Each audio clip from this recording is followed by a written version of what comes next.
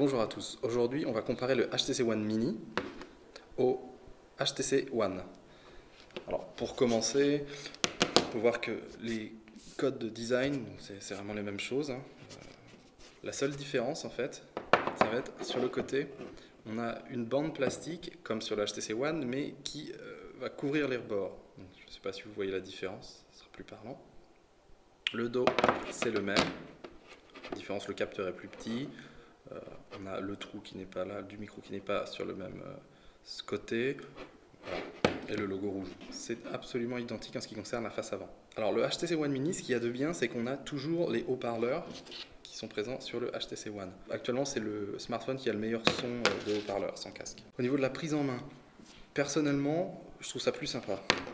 Le HTC One est très agréable à prendre en main, mais c'est un 4,7 pouces, donc à une seule main, c'est un petit peu grand. On est obligé de bouger un peu le smartphone pour accéder en haut, à droite ou à gauche de l'écran.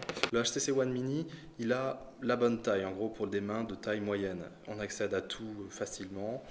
On perd bien sûr le confort d'un grand écran pour tout ce qui va être vidéo, jeux, etc. HTC a fait un choix qu'on peut penser plutôt bizarre au départ. Le HTC One a un écran de 4,7 pouces et le HTC One Mini de 4,3 pouces. La différence n'est pas flagrante, c'est moins que le S4 par exemple et le S4 Mini.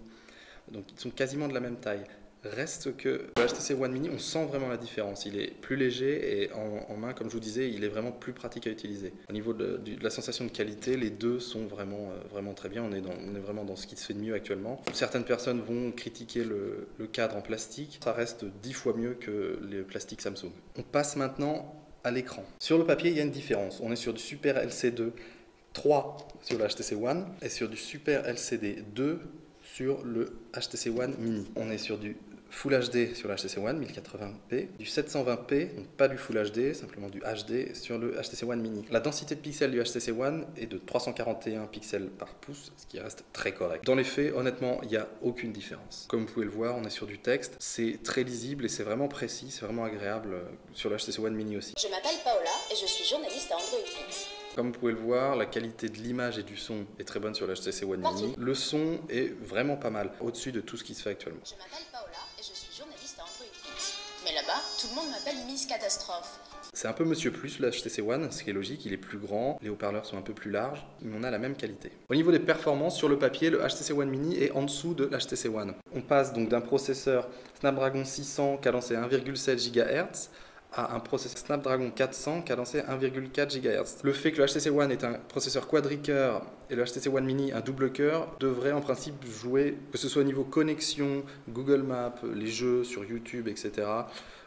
Il n'y a pas de problème, les deux fonctionnent vraiment à merveille. Le HTC One Mini n'a vraiment rien à envier à l'HTC One niveau performance. Détail important par contre, sur le HTC One, on a 32 ou 64 Go de stockage selon la version que l'on choisit. Sur le HTC One Mini, on a seulement 16 Go. C'est important parce que sur ces deux smartphones, comme vous pouvez le voir, on n'a pas d'emplacement micro SD. Autre détail, le HTC One Mini a une batterie un peu plus faible, 1800 mAh contre 2300 mAh. Sur le HTC One. C'est pas ce qui se fait de mieux. Si HTC était les meilleurs en autonomie, ça se saurait. J'ai pu tester les deux sur plusieurs jours. Là, vous voyez, on a exactement la même utilisation. On a 63% sur HTC One Mini, 65% sur le HTC One. Batterie plus faible, mais plus petit écran et technologie d'écran moins puissante pour le HTC One Mini. Au final, c'est identique. Passons maintenant au système. HTC Sense 5, qui est basé sur Android 4.2.2 pour les deux. Soyons clairs, le système du HTC One Mini est le même, absolument identique à celui de l'HTC One. On va avoir BlinkFeed que vous voyez ici. L'affichage n'est pas tout à fait le même, question de taille d'écran. On va avoir le tiroir d'application qui, au lieu de glisser de gauche à droite, va de haut en bas, de bas en haut. Les réglages également HTC, donc je ne vais pas vous décrire la ROM complètement parce que HTC c'est vraiment de l'Android qui a été repensé et refait. Soit on aime, soit on n'aime pas. C'est pour moi une des ROM les plus abouties. Les deux smartphones ont les améliorations de son Boom Sound, donc faites par Beats Audio.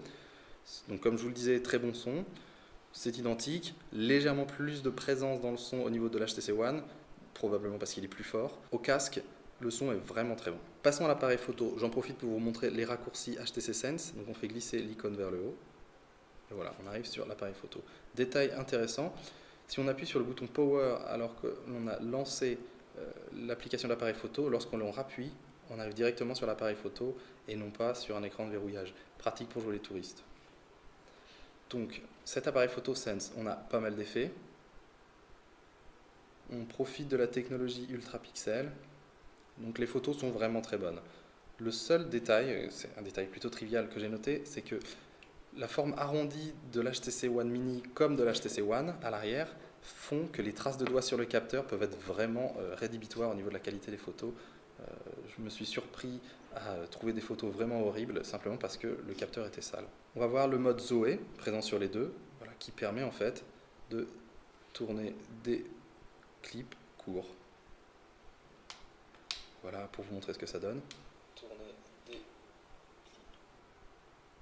avec le son.